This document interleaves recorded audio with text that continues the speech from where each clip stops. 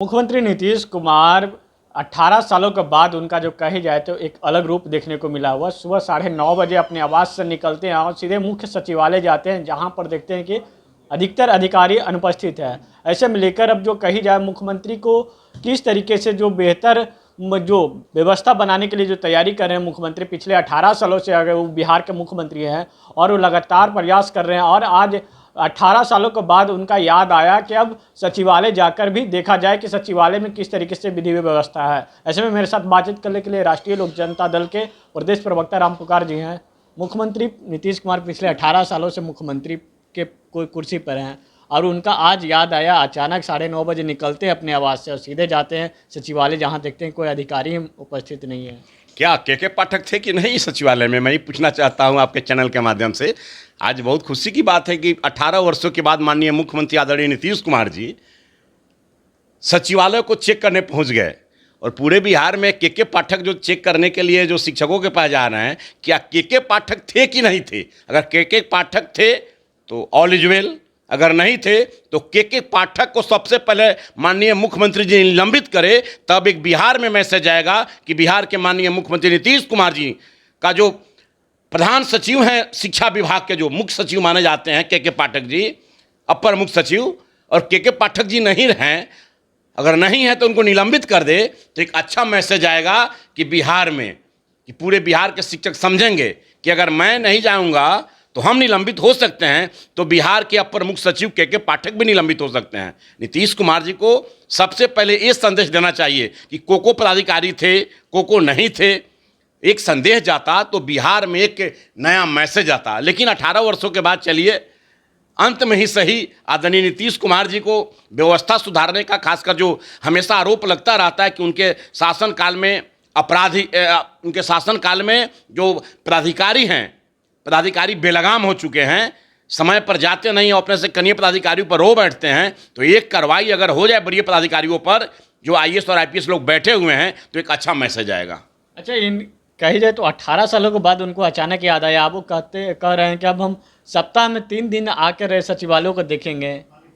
देखिए नीतीश जी के राजनीतिक जीवन का ये अंतिम पारी चल रहा है मुख्यमंत्रित्व काल का, और इसके बाद अब नीतीश जी क्या करेंगे, उनका उम्र भी 73 वर्ष हो गया। अब नीतीश जी क्या करेंगे, क्या होगा राजनीतिक जीवन में, वो अलग चीज़ है। लेकिन नीतीश जी को एक काम, जब वो 2005 में मुख्यमंत्री बने थे, 2005 से लेकर 2010 तक बहुत अच्छा शासन चला। लॉ एंड ऑर्डर को अपने हाथों में लिए, बिहार का जो खौफनाक मंजर वाला 15 वर्षों का शासन था उसको सुदृढ़ किए 5 वर्षों में, 2005 से 2010 तक।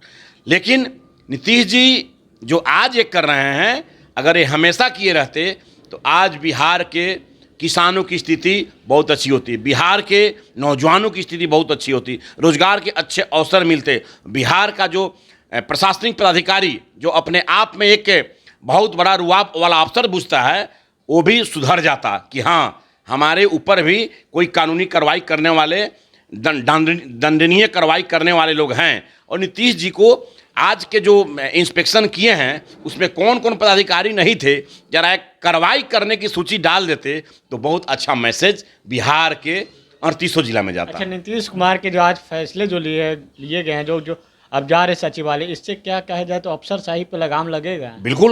बिल्कुल।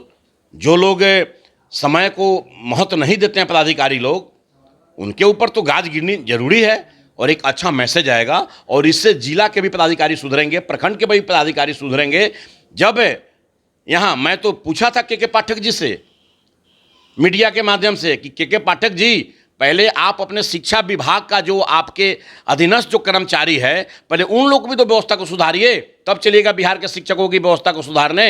पहले आप अपने व्यवस्था को, अपनी सुधार संसार की सबसे बड़ी सेवा है। और आज तो इसका प्रमाण मिल गया कि आदरणीय मुख्यमंत्री नीतीश कुमार जी सचिवालय गए हैं।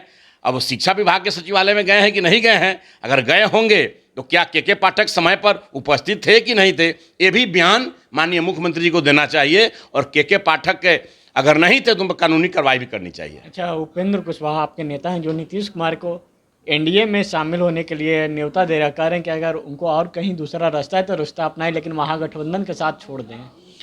देखिए, हमारे नेता आदरणीय उपेंद्र कुशवाहा जी हमेशा अपने राजनीतिक जीवन में नीतीश कुमार जी को एक बड़े भाई की भूमिका में माने हैं। इसमें कहीं कोई दुमत नहीं है। राजनीति हर आदमी का अलग अलग होता है। हमारे नेता समाजवादी मूल्यों पर राजनीति कर रहे हैं, आदरणीय मुख्यमंत्री जी भी समाजवादी मूल्यों पर राजनीति करने वाले लोग हैं, और हमारे नेता आदरणीय उपेंद्र कुशवाहा जी बोल रहे हैं, बोले भी थे।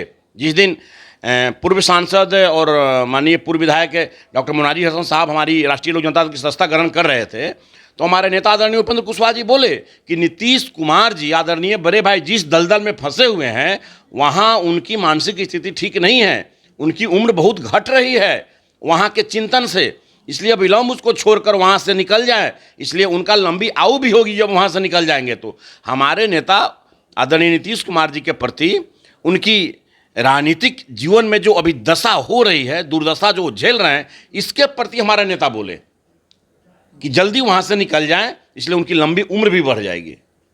चलिए, ये थे राष्ट्रीय लोक जनता दल के प्रदेश प्रवक्ता राम पुकार जी। इन्होंने साफ तौर पे कहा जिस तरीके से नीतीश कुमार को पिछले 18 सालों के बाद उनको याद आया, अचानक सचिवालय जाते हैं जहां पर देखते हैं कि आधा दर्जन से अधिकतर अधिकारी वहां पे नहीं थे। इन्होंने साफ तौर पे के पाठक पे कहा कि शिक्षा विभाग का प्रमुख सचिव वहां थे कि नहीं थे, उस पर सबसे बड़ी विषय है। और अगर वो शिक्षा विभाग के जो के पाठक की बात कर लिए तो लगातार शिक्षा विभाग को लेकर कई तरीके के फरमान जारी कर रहे हैं, लेकिन उनका जो विधि व्यवस्था है, विधि व्यवस्था सुधरेगा या नहीं सुधरेगा, यह सबसे बड़ी सवाल है।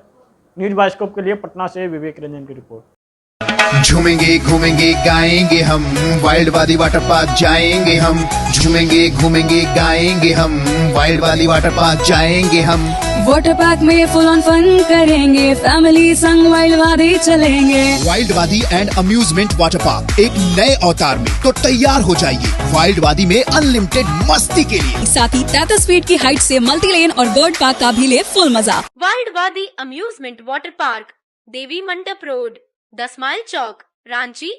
IIT जी नीट एस्पिरेंट्स के सपने को पंख देने आ गया है कंप्लीट सॉल्यूशन इंस्टीट्यूट। यहाँ है smart classroom, 1-to-1 doubt clearing session, ask the expert, video solution और भी बहुत कुछ। मतलब हम करेंगे आपको गाइड, बनेंगे आपके mentor. Foundation classes from class 6 onwards for your bright future. Visit complete solution institute.